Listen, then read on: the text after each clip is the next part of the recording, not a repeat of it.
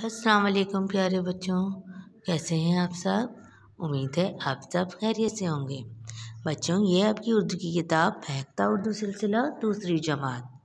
बच्चों, अपनी किताब निकालिए और आज हम इसमें पढ़ेंगे सफ़ा नंबर 82 खोलिए। बच्चों, इसमें आज हम सबक पढ़ेंगे लड़ाई बुरी आदत। बच्चों, आज हम ये साथ इसकी बुलंदख्वानी करेंगे। तो आइए बच्चों, पढ़ना शुरू करते हैं। एक दिन दो बिल्लियाँ कहीं जा रही थीं। शाम का वक्त था।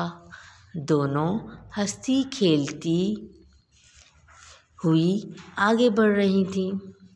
दोनों में बहुत अच्छी दोस्ती थी। इतने में इनकी नज़र एक रोटी के टुकड़े पर पड़ी और दोनों ने फ़ौरन इसे उठाना चाहा और फिर एक दूसरे से छीनने लगीं और लड़ने लगीं। एक कहती मुझे मिली है इसलिए इसे मैं ही खाऊंगी। दूसरी बिल्ली कहती पहले मैंने इसे देखा था इसीलिए इसको बस मैं ही खाऊंगी। यूं ही दोनों को लड़ते लड़ते बहुत देर हो गई। इनकी ये लड़ाई एक बंदर देख रहा था। तो बच्चों, यहाँ पर कहानी है दो बिल्लियों की जो कि आपस में बहुत अच्छी दोस्त भी थीं और बहुत हंसी खुशी भी खेल रही होती थीं। जाते जाते इनकी नज़र एक रोटी के टुकड़े पर पड़ गई और दोनों ने उसे फ़ौरन उठाना चाहा।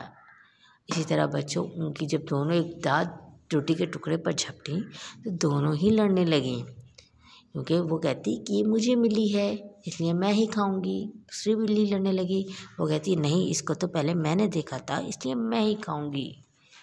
इस तरह वो दोनों आपस में लड़ती रहीं। ये लड़ाई उनकी एक बंदर भी देख रहा था। बच्चों, दूसरे अगले सफ़े पर आइए, जो बहुत चालाक था और बहुत भूखा भी था। वो बिल्लियों के पास आया और इसने बिल्लियों का झगड़ा निपटाने की सलाह दी। बच्चों, सलाह का मतलब होता है मशवरा। तो बंदर ने उनको एक सलाह दी। इसने दोनों को आधी आधी रोटी लेने को कहा। दोनों बिल्लियाँ इसकी बात आराम से मान गईं। इस तरह बंदर ने रोटी उठा ली। बंदर ने उनको मशवरा तो दिया लेकिन कुछ चालाकी भी की और दोनों रोटियां अपने पास ही रखीं। बंदर एक तराजू लाया। तराजू बच्चों तराजू कोई चीज़ को नापने के लिए होता है। वो रोटी लाया और रोटी तोड़कर दोनों पलड़ों में रख दी। पलड़ों जो होते हैं तराजू में लगे होते हैं, जो नापने के लिए होते हैं, कम या ज़्यादा देखने के लिए मैं रख दी। जिस तरह पलड़ा भारी होता उधर से रोटी तोड़कर खा लेता। देखते ही देखते बंदर ने पूरी रोटी खा ली। अब बिल्लियाँ इसका मुंह तकती रह गईं।